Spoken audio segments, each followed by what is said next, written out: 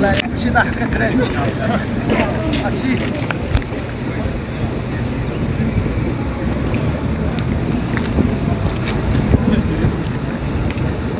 تسناو بلاتي تسناو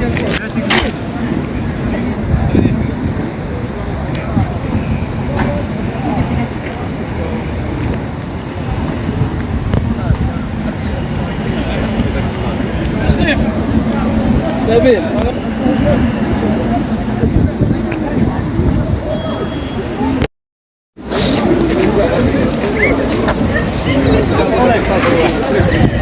ليوتنون كولونيل ودغيري حسني محمد، القائد الإقليمي للوقاية المدنية أنفا، عن القيادة الجهوية للدار البيضاء سطات. بالنسبة للتدخلات الوقاية المدنية في زنزال الحوز، بالنسبة للتدخلات بالتنسيق مع الدول الأجنبية، من بعد ما أعلن الدولة المغربية بأن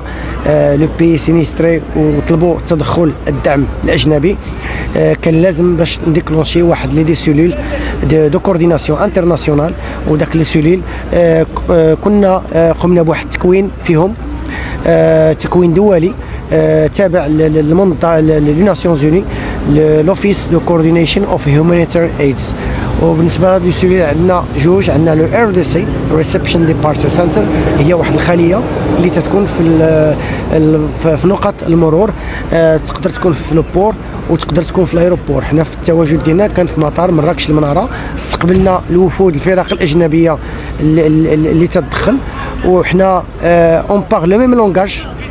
وكنا درنا لهم لو ديبريفين بالنسبه في المطار، وعطيناهم نوع المهمه اللي يمكن لهم يقوموا بها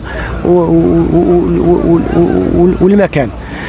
كذلك عندنا نهضروا على واحد لاسيلول اخرى،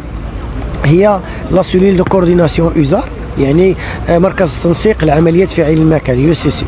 هذه الخليه تيكون فيها تقريبا جميع، من بعد اي فريق تيقوم بواحد التدخل تيكون عندنا واحد الاجتماع تنسيقي يومي مع جميع لي شاف ديال هاد لي زيكيب انترناسيونال، وتيجيو تيعطيونا لو بيلون، وتنديروا واحد عمليه تقييم، وتيكون بالحضور ديال ممثلين السلطات المحليه، ممثل السيد الوالي ولا السلطات المحليه، وداك السلطات المحليه في هاد الاجتماعات تيعطيونا